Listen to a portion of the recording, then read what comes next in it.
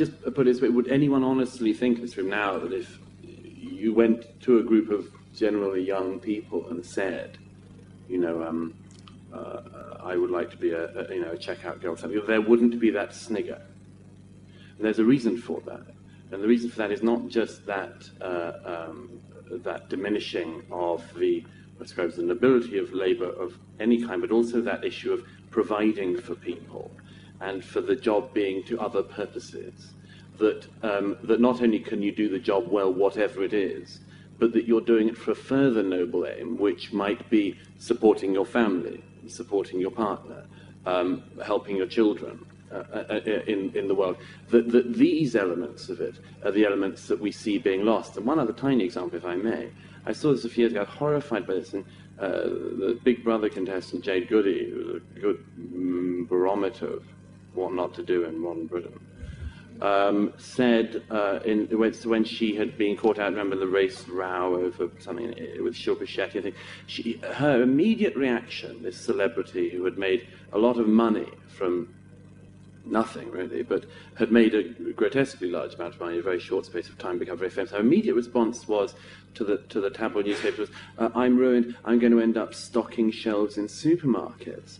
And I remember at the time thinking, "Oh God, the number of young men and women who are stocking shelves in supermarkets are finding worth in it in many of their cases, and others, not finding enormous worth in it, are going to be knocked back miles by things like this."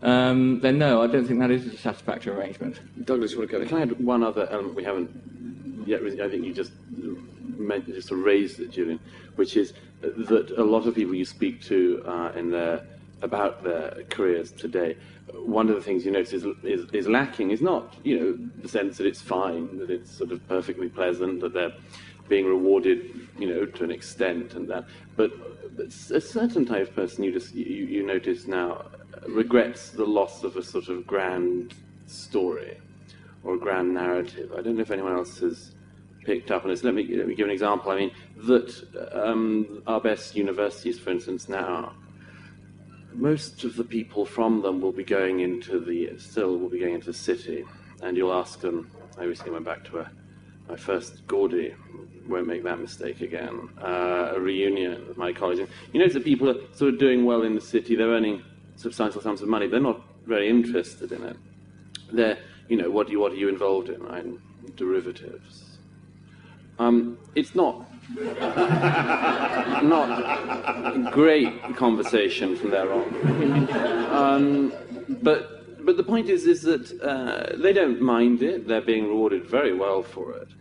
But they don't have any kind of grand story from it. Their predecessors in these institutions may well have been the people who, and often were the people who went around the globe and did all sorts of things we know about, some good, some bad, made careers as statesmen and so on. It's one of the important things in a society is as it were, where would most people like to be going? What is the direction of travel of society, and who are your heroes in your society? These things are worth bearing in mind because the people who have ambitions coming up after them are going to follow. I want to bring people in. Yeah, I agree. Top down, bottom up. The most people I don't think have quite realised yet in our society the damage that's been done by certain policies of consecutive governments over recent decades. And I think that one of the ones that really hasn't kicked in yet is this effect of having a so-called underclass in your society who are paid by society and don't work. This I think really has rotted through our society as an idea. I was reading this the other day of somebody who had decided to go off his wage and be another welfare claimant in his family because he couldn't support the family on the wage he was on. I mean, there are all sorts of problems with this, but I'm not sure we've really ameliorated them yet. You cannot have a paid non-working class in a country. So that is really the first thing I'd say. The second, finally, would be this, which is that I would hope that government could be encouraged by people to step out of our lives in all sorts of ways. But one of them is that government cannot provide all sorts of things that people now expect it to provide. It cannot give you a life well lived. It cannot give you the sense of a life well lived. It can put certain things into the public sphere, and it can stand back, and it can know its limits to allow you to decide how you live your life. But government cannot make these decisions and cannot make us happy. Yet I'm not sure at the moment that government realizes its own limitations, or the people realize those limitations of government. It's several things. I mean, first of all is, in my experience, the companies work best, organizations work best, again, like government, when they know their limits. When they don't try to provide everything to their employees in their lives. When, in other words, it's clear that the employee is more than just an employee. In other words, not just that they have their own time to pursue happiness in other ways they see fit in their life, but that it is clear that that is demarcated. The second thing is to have achievable, imaginable goals ahead of the ones they're currently on. It isn't actually a trap. It is a huge incentive to people. People want to do better. They want to earn more for good and decent reasons. So the best thing that can be done to encourage them financially is simply for them always to see the next peak they can get to. And as I say, it's actually not about huge sums of money more. What it's actually about is a meaningful amount more than the one they're currently on. That's why I mentioned earlier that 40% figure. Somebody who's on 26k a year, for instance, going to 28k a year is a very meaningful and important leap, and makes obviously very practical differences to life. So that's the second thing I'd say. Others will contribute others. I'd just like to ask a question to the panelists, what you think about the green economy, because with things like nature conservation or farming or fishing, where I know the average age of farmers is about 55 years old, and there isn't a class of people coming up to succeed them. And also with things like nature conservation, where you could have people who say at a party, what do you do? Well, I clean the ocean, I keep it clean, I provide food for the country.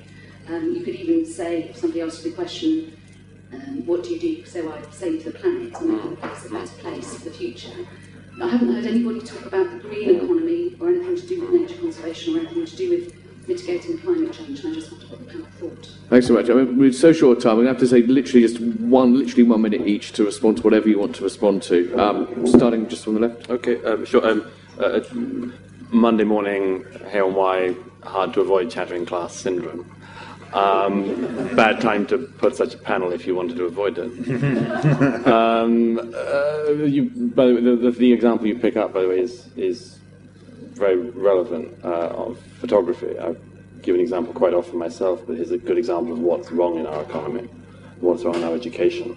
That more people study photography degrees at universities in Britain each year than there are jobs for photographers across Europe. I think it's a very wicked thing myself, a very wicked thing to have told people that they should go into massive debt for jobs that don't exist. Okay. Second, it's very swiftly, if I may say, that makes a very important point. Yes, we have to find, people will find, the ability I referred to earlier adapts, obviously, it will change according to new mores. That's a very good example of the sort of thing that I think wouldn't bring a snigger from people at a party.